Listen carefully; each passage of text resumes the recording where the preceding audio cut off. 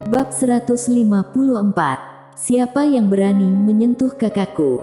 3 Super Monster. Mileye melihat ke atas dan melihat ke kejauhan. Di kejauhan, pria itu memegang erat pedang keindahan spiritualnya. Pedang keindahan spiritual itu bergetar hebat, tetapi tidak bisa melepaskan diri dari tangan pria itu. Tidak jauh dari kanan pria itu, berdiri seorang pria berpakaian abu-abu. Pria itu berusia 20-an, dengan tubuh ramping dan beberapa cincin besi hitam melingkari tangannya. Dalam kegelapan, ada juga pemanah. Ketiganya adalah Master Puncak Alam Harmoni Dewa. Dan alam harmoni dewa ini bukan alam harmoni dewa biasa. Monster super di peringkat Genius Super, bisa dikatakan kekuatan ketiga orang ini sama sekali tidak lemah. Jika mereka bertiga bergabung, Mileye tidak bisa menghentikannya sama sekali biarpun dia sangat kuat. Mileye mengepalkan tangannya perlahan, kekuatan bumi menyerbu ke dalam tubuhnya dengan gila, dan pertarungan jiwa yang kuat menyapunya. Perang. Menghadapi 3 monster super di peringkat Genius Super, Mileye tidak memiliki rasa takut di matanya, hanya ada jiwa pertarungan. Dia tidak bisa mundur, apalagi mati. Karena jika dia mundur, jika dia mati, Hansling dan yang lainnya di belakangnya pasti akan mati. Perang. Ekspresi Mileye menjadi agak muram, dan saat berikutnya, dia tiba-tiba menginjak kaki kanannya. Bang! Di bawah kakiku, tanah retak dan runtuh dalam sekejap. Dan Mileye sendiri sudah bergegas keluar. Dia sangat cepat dan muncul di depan pria yang memegang pedangnya hampir dalam seketika. Di depan Mileye, pupil pria itu sedikit menyusut. Pada saat ini, dia harus melepaskan pedang keindahan spiritual, maju selangkah, dan meninju Mileye. Pada saat ini, lengan kanan Mileye tiba-tiba meledak, dan kekuatan yang kuat langsung mengalir ke lengan kanannya. Kekuatan naga. Pada saat ini, dia mengaktifkan kekuatan naga dalam token sarjana nasional yang diberikan Veredik Tuba kepadanya. Pada saat kekuatan naga dan kekuatan bumi bertemu, lengan kanan Mileye hancur secara langsung, dan darah berceceran. Kekuatannya terlalu kuat. Bang! Begitu kedua tinjunya bersentuhan, pria itu langsung terlempar hingga 50 kaki jauhnya. Dan pria itu baru saja jatuh ke tanah, seluruh lengan kanannya retak. Tapi saat pria itu terbang, pria berbaju abu-abu di sisi lain tiba-tiba menyapukan kakinya ke perut Mileye. Bang! Mileye juga terbang keluar. Tidak hanya itu, panah tiba-tiba melesat keluar dari kegelapan. Tepat saat Mileye jatuh ke tanah, panah itu mengenai dadanya. Namun, itu diblokir armor bumi, tetapi kulit di bawah armor bumi juga robek.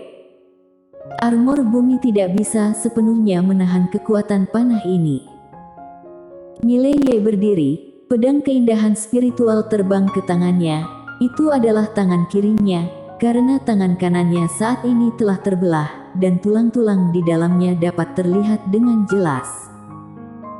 Pada saat ini, pria berbaju abu-abu tiba-tiba muncul di depannya, dan pada saat yang sama, sebuah panah melesat keluar dari kegelapan.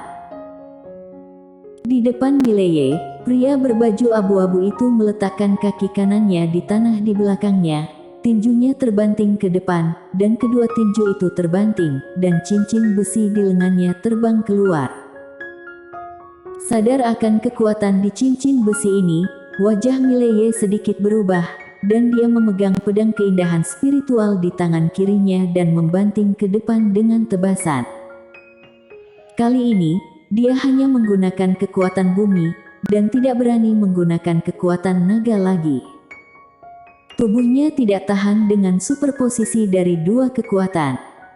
Tebas dengan pedang. Bang! Pedang keindahan spiritual bergetar hebat, dan Mileye langsung terguncang lebih dari 10 meter. Dan tepat saat dia berhenti, sebuah panah telah datang kepadanya.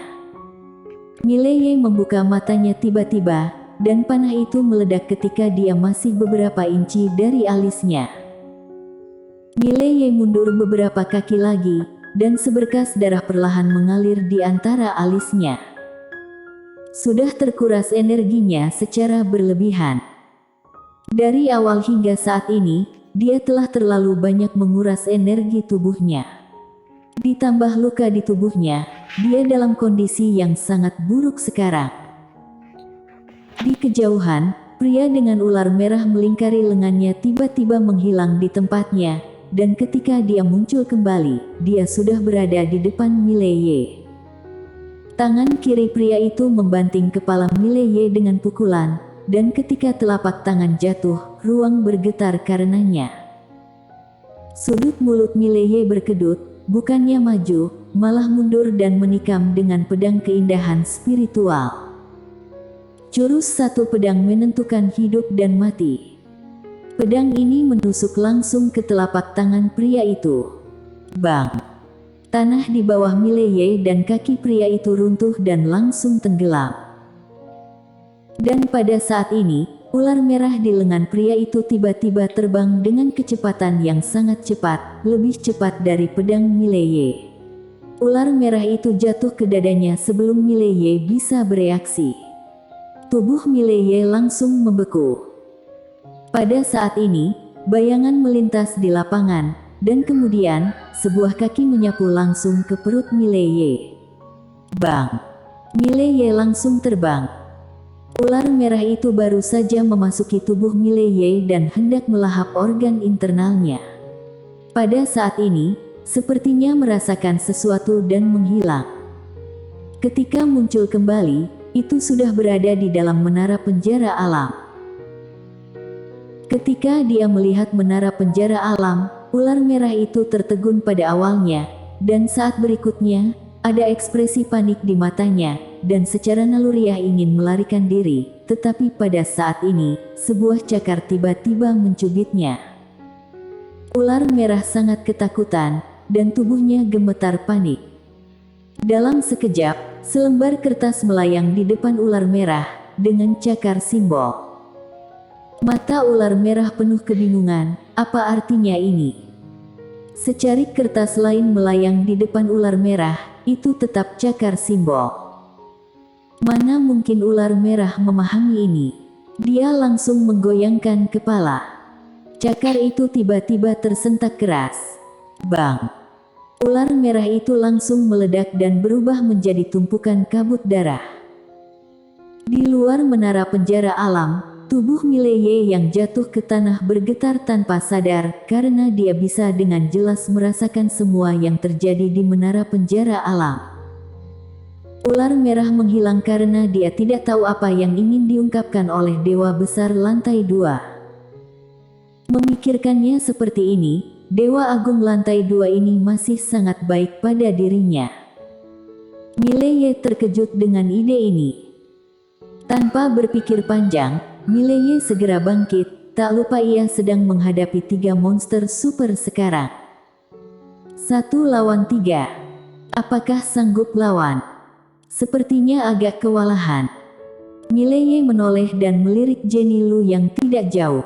Jenny Lu sudah menekan pria paruh baya itu. Dapat dilihat bahwa pria paruh baya itu tidak bisa mengalahkan Jenny Lu, tetapi Jenny Lu tidak bisa membunuhnya dalam waktu singkat. Dan gadis berbaju hijau juga terjerat oleh lawannya, begitu pula Yanor Ling di sisi lain. Sekarang, tidak ada yang bisa membantunya sama sekali. Mileye menarik napas dalam-dalam, dia hanya bisa mengandalkan dirinya sendiri sekarang. Di kejauhan, pria itu menatap Mileye, matanya penuh kengerian. Bagaimana mungkin, bagaimana kamu bisa selamat? Ular itu adalah monster alam harmoni dewa, memakan 5 organ dalam manusia, itu salah satu kartu trufnya, masuk ke tubuh manusia dan bisa langsung melahap 5 organ dalam manusia. Namun, ketika ular itu memasuki tubuh Mileye, dia menemukan bahwa dia benar-benar kehilangan kontak dengan ular merah itu. Mileye merasa sedikit lucu, dia sekarang bisa memotivasi menara penjara alam untuk menaklukkan lawan, tapi dia tidak berani. Jika dia mengaktifkannya sekali, itu pasti akan menyebabkan peristiwa besar. Selain itu, Kak Dewa Pedang juga berpesan dengan tegas agar dia tidak main-main, agar dia tidak memotivasi menara penjara alam kecuali sudah sekarat. Namun, dia tidak menyangka bahwa ular itu berlari masuk dengan sendirinya. Setelah ular itu masuk ke dalam tubuhnya, ular itu tidak memakan 5 organ dalamnya, tetapi merasakan menara penjara alam, dan kemudian masuk seperti itu. Selain masuk, dia tidak dapat memahami lukisan hantu Dewa Agung di lantai 2. Bukankah dia mencari kematian?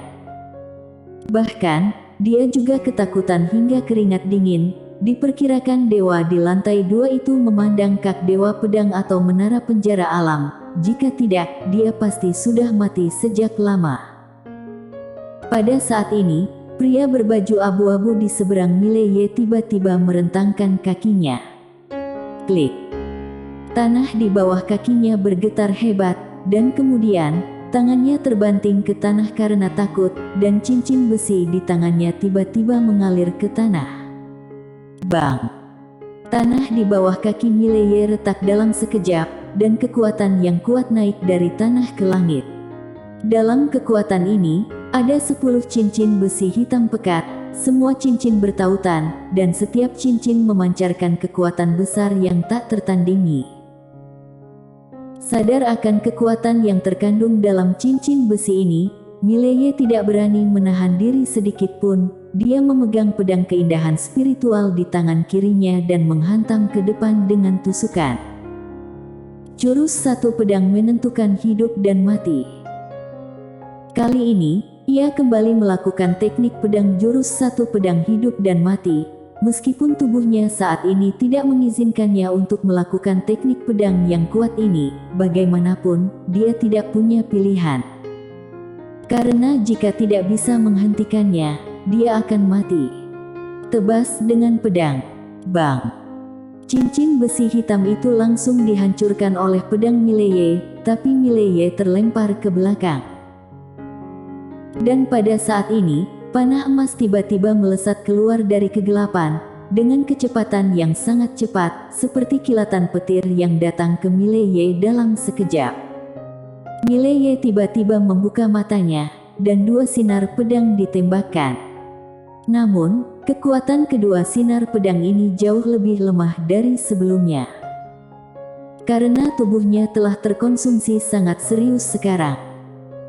2 sinar pedang menghantam panah emas bergetar hebat, tetapi 2 sinar pedang meledak. Panah emas langsung masuk. Wajah Mileye sedikit berubah, dia menusuk panah dengan pedang spiritual bergetar hebat, tetapi panah itu langsung terbelah oleh pedang, tetapi panah lain melesat. Terlalu cepat. Mileye memutar tubuhnya dengan paksa, menghindari tempat bahaya. Jelek. Seluruh tubuh Mileye terpental lebih dari 10 meter dalam sekejap, dan panah emas tertancap di bahunya. Di tanah, Mileye membanting tangan kirinya ke tanah, dan seluruh tubuhnya memantul, dan pada saat ini, pria berbaju abu-abu tiba-tiba muncul di depannya, dan kemudian pria berbaju abu-abu itu menendangnya dengan keras. Mileye tidak menghadangnya, melainkan mengambil tendangan dengan tubuhnya secara langsung. Namun pada saat ia terbang keluar, pedang keindahan spiritual menikam paha pria berbaju abu-abu itu. Namun sayang tak bisa memotong kaki pria berbaju abu-abu, karena pedang itu baru saja menembus. Pria berbaju abu-abu itu langsung mundur sejauh beberapa meter. Dan Mileye sendiri terguncang lebih dari 10 meter lagi. Dia baru saja berdiri, dan noda darah mengalir dari sudut mulutnya. Harus dikatakan bahwa darah terus mengalir. Di kejauhan, kedua pria berbaju abu-abu itu tiba-tiba menghilang di tempat pada saat yang bersamaan. Sudut mulut Mileye ganas, dia akan mempertaruhkan nyawanya. Pada saat ini, Hansling yang berdiri di belakangnya tiba-tiba berdiri. Saat berikutnya, Hansling menyerbu langsung ke arah kedua pria itu. Siapa yang berani menyentuh kakakku? Siapa yang berani menyentuh kakakku? Di belakang Mileye, beberapa suara mengikuti. Bersambung.